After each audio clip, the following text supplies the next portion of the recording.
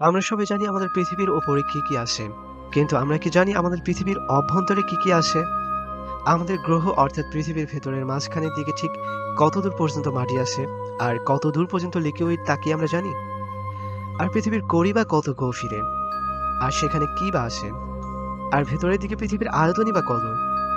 সত্যি বলতে এই সব অবাক করা প্রশ্নের চাইতে আরো বেশি অবাক করা প্রশ্ন হলো, মানবজাতি পৃথিবীর অভ্যন্তরে সব খুঁটিনাটি কিভাবে জানলো? যদিও বিজ্ঞানীরা তাদের দীর্ঘদিনের পরিশ্রম সাধ্য গবেষণার ফলে জানতে পেরেছে। আর আপনি যদি এগুলো জানতে চান তাহলে আপনাদেরকে বিজ্ঞানীদের মতো নিরলস গবেষণা করতে হবে না, শুধু ভিডিওটি সম্পূর্ণ দেখতে থাকুন, তাহলেই জানতে পারবেন আমাদের পৃথিবীর গভীরে কি কি আছে এবং তা কিভাবে আছে। তো চলুন শুরু করা যাক। আমরা যে পৃথিবীর উপরে বসে আছি সেই পৃথিবীর ভেতরটা কি কি আছে এবং কিভাবেই বা আছে, এটা বুঝতে হলে আমাদের পৃথিবীর কেন্দ্রের দিকে প্রবেশ করতে হবে, মানে পৃথিবীর ভেতরের দিকে প্রবেশ করতে হবে। প্রথমে শুরু করি আমরা মানবজাতি যেখান থেকে বসবাস করি সেখানকার কেন্দ্রের দিকে প্রবেশ করে। আমরা আমাদের পৃথিবীর যে স্তরে বসবাস করি সেই স্তরকে ক্রাস্ট বলা হয়। এটা পৃথিবীর সব থেকে বাইরের লেয়ার, আর এই লেয়ার গঠিত হয়েছে বালি, মাটি এবং পাথর দিয়ে। যদিও এই লেয়ারে পৃথিবীর অন্যান্য লেয়ার চেয়ে সব থেকে বেশি পাতলা, কিন্তু এটি বেশি সলিডও হয়ে থাকে। এই ক্রাস্টকে আবার দুই ভাগে ভাগ করা হয়, একটি অসনিয়ান ক্রাস্ট আর অন্যটি হলো কন্টিনেন্টাল ক্রাস্ট। পৃথিবীর গভীরতার তুলনায় আমরা মানবজাতি যে লেয়ারে বসবাস করি সেই লেয়ারে অবস্থিত মহাসমুদ্রের সব থেকে গভীরতম স্থানের গভীরতাও কিছুই নয়, কারণ আমাদের পৃথিবীর এই গভীর সমুদ্র উপরে এই পাতলা লেয়ারের মধ্যে শেষ হয়ে যায়। পৃথিবীর মূল গভীরতা শুরু হয় এই লেয়ারের পর। পৃথিবীর সব মহাদেশগুলো এবং পৃথিবীর মহাসমুদ্র নিয়ে সম্মিলিতভাবে গঠিত এই ক্রাস্ট মাত্র 100 কিলোমিটার পর্যন্ত গভীরে বিস্তৃত, তবে কোথাও কোথাও ভিন্নতা থাকতে পারে। আর এই লেয়ারের গভীর তাপমাত্রা 500 থেকে 100 সেন্টিগ্রেড তাপমাত্রায় থাকে। চলুন আরো একটু গভীরে প্রবেশ করা যাক। এবার আমরা দ্বিতীয় বৃহত্তম লেয়ারে প্রবেশ করলাম। এই লেয়ারের নাম মেন্টল, আর এই লেয়ারের গভীরতা 2900 কিলোমিটার পর্যন্ত বিস্তৃত। এই মেন্টল লেয়ারের তাপমাত্রা প্রায় 4000 সেন্টিগ্রেড পর্যন্ত হতে পারে। মেন্টল লেয়ারের উপরের লেয়ারকে লিথোস্ফিয়ার বলা হয়। এটা ক্রাস্ট এবং কোরের মাঝখানে একটি অংশ। এই লেয়ারের উপাদানই আগ্নেয়গিরির মাধ্যমে আমাদের পৃথিবীর বাইরে থেকে বের হয়ে থাকে।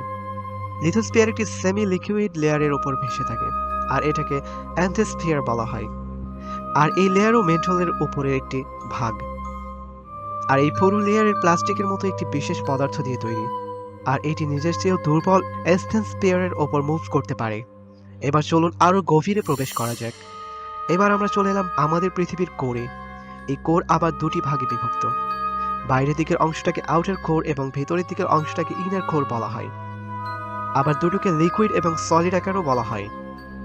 উপরের লেয়ারে অবস্থান প্রায় 5100 কিলোমিটার গভীরে, আর এটা পুরোপুরিভাবে আয়রন দ্বারা গঠিত। এখন আপনারা হয়তো বা ভাবছেন এই লেয়ার যদি আয়রন বা লোহা দিয়ে তৈরি হয় তাহলে এটা লিকুইড কিভাবে হলো? তার কারণ হলো এই লেয়ারের তাপমাত্রা প্রায় সর্বক্ষণ 4500 সেন্টিগ্রেড তাপমাত্রায় থাকে, যা লোহাকে তরল অবস্থায় পরিণত করতে সক্ষম। জানলে অবাক হবেন যে আমাদের পৃথিবীর ম্যাগনেটিক ফিল্ডের অস্তিত্ব কেবল এই আউটার লেয়ারের জন্যই সম্ভব হয়েছে। আমরা যদি আরো গভীরে প্রবেশ করি তাহলে আমরা পৃথিবীর ইনার কোরে পৌঁছে যাব, আর এটাই হলো পৃথিবীর কেন্দ্রবিন্দু। এটা আমাদের ভূপৃষ্ঠ থেকে 6370 কিলোমিটার গভীরে রয়েছে। আমরা যেখানে বসে দাঁড়িয়ে রয়েছি অথবা শুয়ে রয়েছি তার থেকে প্রায় 6370 কিলোমিটার গভীরে রয়েছে এই লেয়ার। এটা সলিড আয়রন বা নিকেল দিয়ে গঠিত। আর পৃথিবীর এই কেন্দ্রবিন্দুর তাপমাত্রা প্রায় 6000 ডিগ্রি সেলসিয়াস হয়ে থাকে, যা আমাদের সূর্যের সারফেসের তাপমাত্রার সমান। এখন আপনাদের মনে প্রশ্ন জাগতে পারে, এই লেয়ারের তাপমাত্রা যদি এতই হয় তাহলে এটা কঠিন অবস্থায় কিভাবে আসে? আর এর উত্তর বিজ্ঞানীরা দিয়ে থাকেন। আমাদের পৃথিবীর বাইরের সবগুলো লেয়ারের চাপ এতই বেশি, উত্তপ্ত থাকার পরেও কঠিন অবস্থায় বিদ্যমান থাকে এই লেয়ার। এখন হয়তো অনেকে ভাবতে পারেন আমরা মানবজাতি তো কোনোভাবেই পৃথিবীর কেন্দ্র পর্যন্ত দূরে থাক, কয়েকশো কিলোমিটার পর্যন্ত গভীরে পৌঁছাতে পারবো না, তাহলে বিজ্ঞানীরা এগুলো জানলো কিভাবে? এর উত্তর হলো বিজ্ঞানীরা পৃথিবীর অভ্যন্তরে সবকিছু নিয়ে স্টাডি করার জন্য ব্যবহার করে থাকে সিসমিক ওয়েভ। এর ডাইনিং এবং স্ট্রেংথ বিজ্ঞানীদের সবকিছু বলে দেয়, যা আমাদের পৃথিবীর অভ্যন্তরে গঠিত কেমন এবং কোন স্তর কিভাবে আসে এগুলো বলে দেয়। এটি একটি এনার্জি ওয়েভ যা পদার্থের ডেন্সিটির সাথে পরিবর্তন হয়ে যায়, সেই সাথে গতিও। আর দ্বিতীয় পদ্ধতিটি হলো পৃথিবীর অভ্যন্তরের কাছাকাছি থাকা শিলার বিশ্লেষণ, অর্থাৎ আমাদের পৃথিবীর কোরের কাছে যে সমস্ত লাভা থাকে তা আগ্নেয়গিরির মাধ্যমে বাইরে বের হয়ে আসে, আর তা পরবর্তীতে পাথর হয়। আর সেই সমস্ত পাথর নিয়ে গবেষণা করে বিজ্ঞানীরা এই সমস্ত কিছু খুব সহজেই জানতে পারেন। তাছাড়া বর্তমান তথ্য প্রযুক্তির যুগে এগুলো জানা খুব কঠিন কিছু নয়। যেখানে কিনা মানুষ পৃথিবীর বাইরে অন্য কোনো গ্রহে বসবাস করার স্বপ্ন দেখছে।